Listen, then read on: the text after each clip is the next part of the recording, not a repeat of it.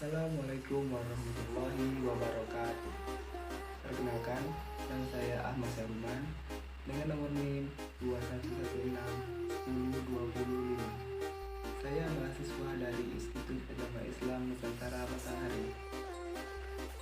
Baiklah, di sini saya bertujuan untuk menyelesaikan tugas mata kuliah Ekonomi dan Investasi di Indonesia. Peserta aku, Nurani SENN. Baiklah, di sini saya akan membahas tentang sistem ekonomi yang ada di Indonesia. Sistem ekonomi yang ada di Indonesia terbagi menjadi 5 kelompok. Yang pertama, sistem ekonomi kapitalis. Yang kedua, sistem ekonomi sosialis. Ketiga, sistem ekonomi campuran. Keempat, sistem ekonomi Islam. Dan yang kelima, sistem ekonomi Pancasila. Baiklah, saja kita ke pembahasan. Yang pertama, sistem ekonomi kapitalis. Sistem ekonomi kapitalis adalah suatu sistem yang menyerahkan kebebasan kendali ekonominya pada pelaku atau pihak swasta untuk mengambil keuntungan.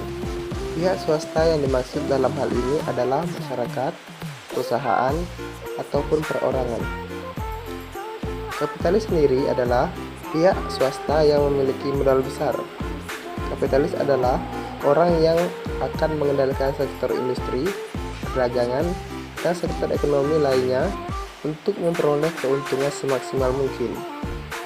Kapitalis sendiri diambil dari kata kapitalisme yang memiliki banyak arti menurut beberapa ahli ekonomi dan tokoh penting negara. Contoh kapitalisme adalah industri di Amerika Serikat, di mana banyak bisnis atau industri di sana dikuasai oleh pengusaha swasta dan campur tangan pemerintah sangat minim. Pemerintah di sini hanya berperan sebagai pengawas. Negara dengan ideologi kapitalisme sangat menjunjung tinggi kebebasan pasar. Yang kedua, sistem ekonomi sosialis.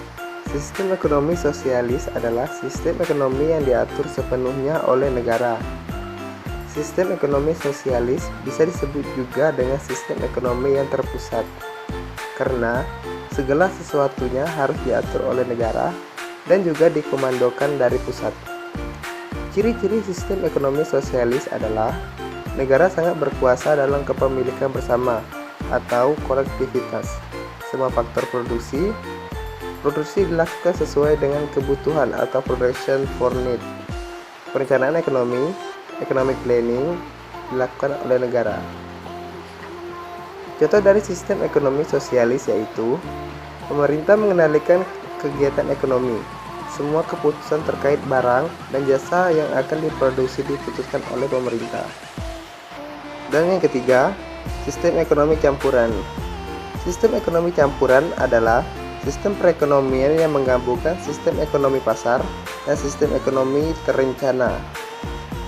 Dalam sistem ekonomi campuran, pemerintah turut serta dalam pengelolaan ekonomi melalui penguasaan barang modal, sumber daya, pembuatan kebijakan ekonomi, dan pengawasan sektor swasta. Ciri-ciri sistem ekonomi campuran antara lain: 1. Sumber daya dan barang yang sangat berpotensi ada di bawah aturan dan diawasi pemerintah. 2. Pihak swasta memiliki peran yang seimbang dalam bidang ekonomi. Yang ketiga, pemerintah membuat aturan sedemikian rupa agar menciptakan persaingan ekonomi yang sehat. Contoh sistem ekonomi campuran antara lain: 1. Rumah subsidi, 2. BPJS Kesehatan, dan yang ketiga, bantuan UMKM. Yang keempat, sistem ekonomi Islam. Sistem ekonomi Islam adalah suatu sistem ekonomi yang berlandaskan atas syariat atau norma-norma yang telah diajarkan di agama Islam. Jadi, segala macam kegiatan ekonomi didasarkan atas Al-Quran maupun hadis. Kegiatan ekonominya sebenarnya sama dengan sistem ekonomi lainnya, seperti jual beli, simpan pinjam, dan aktivitas perekonomian lainnya. Tetapi, yang membedakan adalah pedomannya, di mana sistem ekonomi ini benar-benar berpegang teguh pada syariat Islam. Prinsip-prinsip ekonomi Islam antara lain: 1. Memberi ruang pada negara dan pemerintah. 2. Melarang praktik riba. 3. Tidak melakukan penimbunan atau ikhtiar. 4. Memiliki tanggung jawab sosial. 5. Menerapkan sistem bagi hasil. Yang keenam, kebebasan ekonomi yang teratur. 7. Dualisme kepemilikan. 8. Memberikan kebebasan sesuai ajaran Islam. Dan yang terakhir, tidak melakukan monopoli. Dan yang terakhir, sistem ekonomi Pancasila.